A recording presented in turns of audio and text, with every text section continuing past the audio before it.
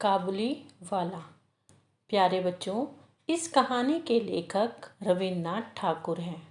यह कहानी एक छोटी सी बच्ची और काबुल से आए मेवा बेचने वाले के अनोखे प्रेम और लगाव की है। आइए जानते हैं। लेखक की 5 साल की बेटी मिनी बहुत ही बातूनी थी। वह अपने पिता के कमरे में जाती और उनसे सवाल पूछती। जब तक वे उसके सवालों का जवाब देते, इतने में ही मिनी अनेकों सवाल पूछ लेती। एक दिन मिनी अपने पिता के कमरे में खेल रही थी। वह अचानक खेल छोड़कर खिड़की की ओर दौड़ी, जो सड़क की ओर खुलती थी, और जोर जोर से ऊंचे स्वर में बोली, काबुली वाले, ओ काबुली वाले। मैले कुचले ढीले कपड़े पहने, सिर पर साफा बांधे, कंधे पर सूखे फलों की झोली लटकाए, एक लंबा तगड़ा सा काबुली मंद चाल से सड़क पर जा रहा था। मिनी के चिल्लाने की आवाज़ सुनते ही काबुली वाले ने हंसते हुए उसकी ओर मुंह फेरा और घर की ओर बढ़ने लगा। वैसे ही मिनी अंदर जाकर छिप गई। उसके छोटे से मन में यह अंधविश्वास बैठ गया था कि उस मैली कुचैली झोली के अंदर उसके जैसी बहुत सी बच्चियां बंद हैं। लेखक ने मिनी के मन से व्यर्थ का भय दूर करने के अभिप्राय से उसे भीतर से बुलाया। काबुली ने झोली से किशमिश और खुबानी निकालकर देनी चाहिए, परंतु उसने ना ली और दुगने शक के साथ लेखक के घुटने से लिपट गई। जल्द ही मिनी का भय दूर हो गया था। एक दिन लेखक ने देखा मिनी काबुली वाले से हंस हंस कर बातें कर रही है और काबुली वाला भी उसकी बातें सुनकर मुस्कुरा रहा है। अब वह रोज मिनी से मिलने आता और पिस्ता बादाम देकर उसने मिनी के छोटे से हृदय पर अधिकार कर लिया था। एक दिन मिनी ने हंसते हुए उससे पूछा, काबुली वाले, ओ काबुली वाले, तुम्हारी झोली के भीतर क्या है? उसने मुस्कुराते हुए कहा, हाथी। काबुली वाला जब भी मिनी को मिलने आता तो उससे एक ही बात कहता, तुम ससुराल कब जाओगी? मिनी बहुत ही छोटी थी, उसकी बातें समझ नहीं पाती। वह उससे पलटकर पूछती, तुम ससुराल कब जाओगे? काबुली वाला कहता, हम ससुर को मारेगा। ससुर कहे जाने वाले अज्ञात शब्द के बारे में सोचकर मिनी खूब हंसती।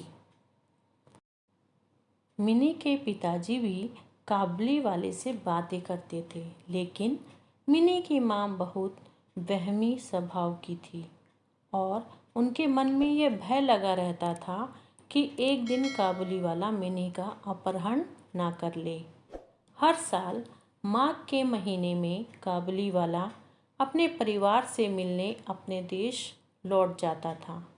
इस दौरान वह अपने व्यापारियों से रुपया पैसा वसूलने में व्यस्त रहता, मगर फिर भी मिनी से इस दौरान उसकी भेंट अवश्य हो जाती थी। एक दिन सवेरे लेखक अपने कमरे में बैठे थे, तभी गली में शोर सुनाई दिया। बाहर आकर देखा तो काबुली वाले को 2 सिपाही हथकड़ियों में बांधे लिए जा रहे हैं।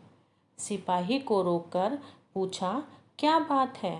सिपाही द्वारा बताने पर लेखक को पता चला कि उसके पड़ोसी ने काबुली वाले से रामपुरी चादर खरीदी थी। उसके कुछ रुपये उसकी और बाकी थे, जिन्हें देने से उसने साफ मना कर दिया था। बस इसी बात पर दोनों के बीच झगड़ा हो गया और बात इतनी बढ़ गई कि काबुली वाले ने उसे चाकू मार दिया।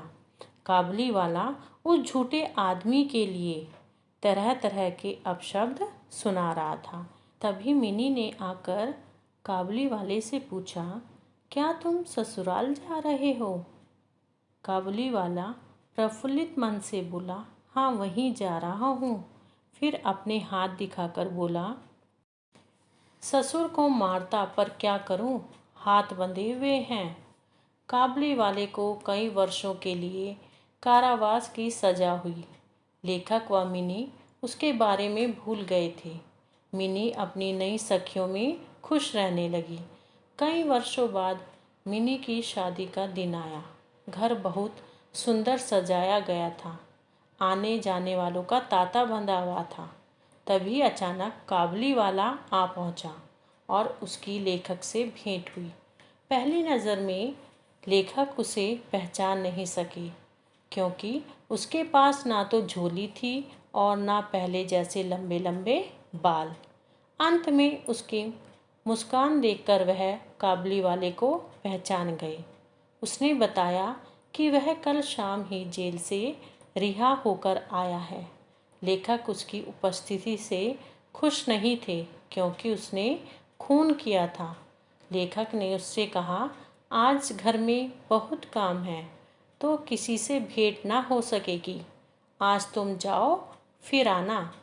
काबुली वाले का वापस जाने का मन नहीं था। उसने लेखक से पूछा, क्या मैं मिनी को देख सकता हूँ? उसे अब भी लगता था कि मिनी उतनी ही छोटी होगी जैसे जेल जाने से पहले थी। लेखक ने उसे मिलाने से मना कर दिया। वह भारी मन से वापस जाने लगा।